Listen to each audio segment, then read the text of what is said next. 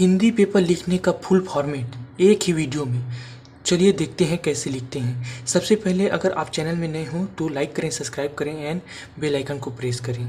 तो मैं यहाँ पर दिखा रहा हूँ कि फुल फॉर्मेट है हिंदी पेपर लिखने का फुल फॉर्मेट। सबसे पहले यहाँ पर आपको इंट्रो भर लेना है, आपके प्रवेश पत्र के जो रोल नंबर है उसको भर लेना है। उसके बाद यहाँ पर अपना हस्ताक्षर कर लेंगे। साथ ही यहाँ पर परीक्षक का नाम, विषय कोड, दिनांक, माध्यम लिख लेंगे। अब इसके बाद फर्स्ट पेज पर आ जाएंगे। फर्स्ट पेज पर आप कोई भी आंसर लिख सकते हो जो आपको सबसे बेस्ट तरीके से आता है, पूरी आती है और किसी भी प्रकार की गलती नहीं होती। उस आंसर को लिखने की कोशिश करें, क्योंकि फर्स्ट इम्प्रेशन ही आपकी लास्ट इम्प्रेशन है। तो मैं क्वेश्चन आंसर पर आया हूँ। तो सबसे पहले हम फॉर्मेट देख लेंगे कैसे हम क्वेश्चन आंसर को लिख सकते हैं। तो यहाँ पर मैं खंड ग वितान से लिख रहा हूँ। तो क्वेश्चन आंसर लिखने के लिए सबसे पहले प्रश्नोत्तर क्रमांक लिख लेंगे। जो भी आप क्वेश्चन अटेम्प्ट कर रहे हो उसको नंबर लिख लेंगे। अब उत्तर के बाद लिखेंगे कौन से पाठ का है और उसके बाद कौन से लेखक ने उसको लिखा है। उसके बाद जो आंसर लिखना है उसको आप लिखने के लिए यहाँ पर चालू करेंगे। और साथ ही अगर आपको कोई चीज़ हाईलाइट करनी है तो बीच बीच में आप ऐसे पेंसिल से कर सकते हो। क्वेश्चन आंसर होने के बाद आप अगले देखते हैं। यहाँ पर आप जितने भी क्वेश्चन आंसर है उसको लिख लेंगे। जैसे कि एक फॉर्मेट है, यहाँ पर हमने जूझ पाठ के क्वेश्चन को लिया है। इसमें लिखा है क्वेश्चन, यहाँ पर से देखिए क्वेश्चन यहाँ पर से। अब जूझ यहाँ पर से पाठ का नाम, उसके बाद है लेखक का नाम। अब उसके बाद आंसर लिखेंगे। तो सबसे पहले देख लेंगे हम टॉपिक वाइज लिखेंगे, पॉइंट में लिखेंगे।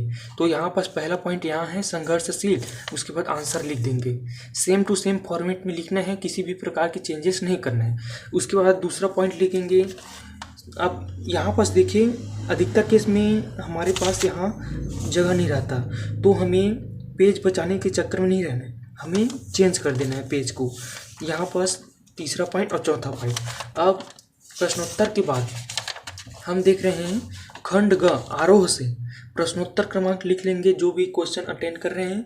उसके बाद जो पहले के 2-3 दिए हैं पद्यांश में उसको लिख लेंगे और अंतिम के 2-3 शब्द लिख लेंगे, ताकि एग्जामिनर को पता चले कि ये वाला क्वेश्चन का पद्यांश का आंसर हो। उसके बाद जो क्वेश्चन बोलेगा उसमें उसका आंसर हम लिखते जाएंगे। अब देखते हैं पहले के 2-3 शब्द इसमें भी लिखना है, अंतिम के 2-3 शब्द इसमें भी लिखना है। अब इसमें भाव सौंदर्य का है, भाव सौंदर्य, शिल्प सौंदर्य ऐसे आएगा। तो भाव सौंदर्य में हमें कविता को पढ़कर, पद्यांश को पढ़कर उसके अंदर निहित पद्यांश के भाव को पढ़ना है। कवि के अंतर्मन में जो भाव है उसे पढ़कर लिखना है, ना कि कोई रस, छंद, अलंकार यूज करना है। सिर्फ भाव को ही लिखना है। अब यहाँ पर शिल्प सौंदर्य कहे या भाषा सौंदर्य कहे या फिर एक और होता है उसे कहे। तो यहाँ पर क्या होता है कि हमें व्याकरण लिखना होता है, एक फॉर्मेट से हम समझते हैं।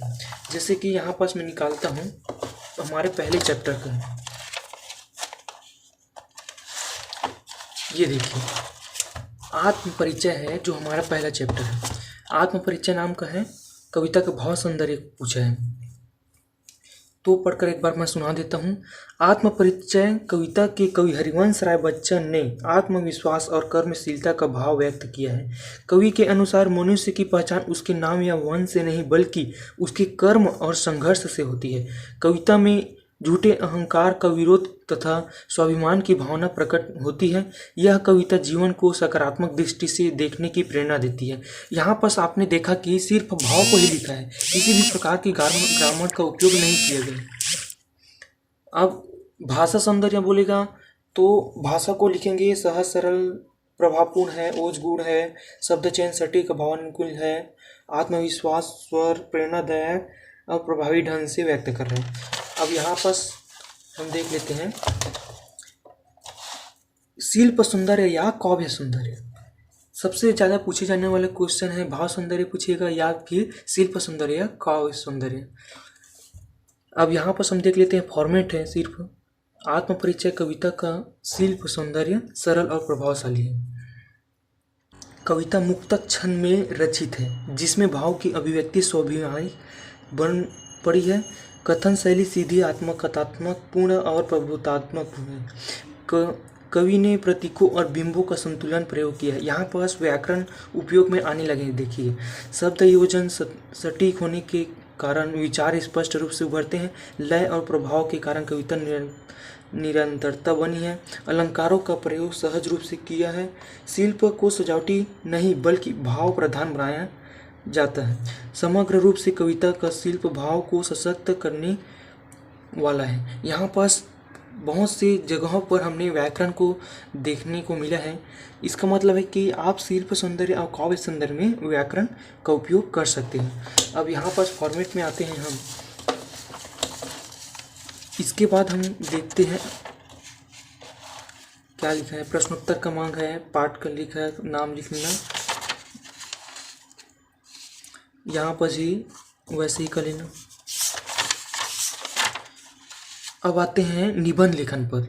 निबंध लेखन एक ऐसा होता है जो आपको नंबर दे सकता है और नहीं भी दे सकता है। आपके फॉर्मेट के हिसाब से ये होता है। तो चलिए इसे देखते हैं कैसे हम कर सकते हैं। सबसे पहले आपको जिस खंड से लिख रहे हैं उसे लिख लेना है। उसके बाद प्रश्नोत्तर क्रमांक लिखना है, कौन से प्रश्न का उत्तर है। उसके बाद निबंध लेखन करके एक बार लिख लेना है। उसके बाद जो टॉपिक आप लिख रहे हो शीर्षक का नाम लिख लेंगे। उसके बाद रूपरेखा करके यहाँ पर लिखेंगे पहले हम क्या क्या करने वाले हैं। तो अधिकतर केस में तो पहले प्रस्तावना आता है, उसके बाद अर्थ, कारण, रोकने के उपाय, प्रदूषण के बारे में है तो प्रस्तावना लिखेंगे। प्रदूषण के अर्थ, प्रदूषण का प्रकार, प्रदूषण के रोकने के उपाय, प्रदूषण के कारण, उपसंहार, ऐसे लिखते जाएंगे। अब यहाँ पर हम उचित नारे श्लोक लिख सकते हैं। जैसे एक प्रदूषण के बारे में है, खुद भी पेड़ लगाओ इतने धरती स्वर्ग दिखाई दे, करो पर्यावरण का संरक्षण प्रदूषण न दिखाई दे। ऐसे ही आप उचित नारे लिख सकते हो। उसके बाद यहाँ पास डिफाइन कर सकते हो। यहाँ पास भी मतलब कि आपको 1.5 से 2 पन्ना लिख ही लेना है। 2 से 3 जगह आपको उचित नारे लिख लेने हैं। अब बात करते हैं पत्र लेखन पर। पहले तो आपको क्रमांक लिखना होगा, कौन से प्रश्न का उत्तर है। उसके बाद पत्र लेखन लिख लेंगे। उसके बाद यहाँ पास प्रति वगैरह जो भी आता है उसे फॉर्मेट बस है, आपको ये समझना होगा, आपको याद करके जाना होगा। एक बार इस फॉर्मेट को देख लेंगे। यहाँ पास आप दिनांक को इसी साइड में लिखेंगे और जो ये वाला है उसको यहाँ पास लिखेंगे। अब देखते हैं प्रश्नोत्तर क्रमांक वगैरह देख लेंगे। व्याकरण खंड से जो है, जैसे कि कोई आ रहे हैं अलंकार से, तो जैसे मैं ले लेता हूँ एक प्राकृतिक वाला उपमा अलंकार लेंगे। तो उपमा अलंकार करके हेडिंग डाल लेंगे। उसके बाद उसको डिफाइन करेंगे। उसके बाद हमें उदाहरण वगैरह लिख लेंगे। अब इसके बाद देखिए, आलेख निर्माण शीर्षक लिख लेंगे। आलेख वाला आता है, फीचर आता है, आलेख आता है, उसको शीर्षक पहले लिख लेंगे। उसके बाद हमें सिर्फ 3 ही पॉइंट मतलब पैराग्राफ में इसे बनाना होगा और जो भी आप जानते हो उसे लिख लेंगे। 3 ही पहले जो है पैराग्राफ में आपको इंट्रो देना होगा, कैसे होता है, क्या होता है। उसके बाद जो है कारण क्या है, क्या होना चाहिए। उसके बाद जो है सबसे लास्ट में आप अपने विचार लिख सकते हैं कि इसका निदान क्या है, उपसंहार क्या है, ऐसे लिख सकते हैं। अब बात करते हैं, यहाँ पास गद्यांश, अपठित गद्यांश वगैरह है, उसको आप देख कर लिख लेंगे। आपने बहुत सारी प्रैक्टिस की है। हाँ, अब बात करते हैं यहाँ पास, जैसे यहाँ पास मैंने उपयुक्त काव्यांश का भाव सौंदर्य स्पष्ट कीजिए ऐसा क्वेश्चन आया है, तो उससे मैं डिफाइन किया हूँ कैसे आप लिख सकते हो। सबसे पहले आंतरिक भाव, आत्मा और उससे उत्पन्न भाव को लिखना है।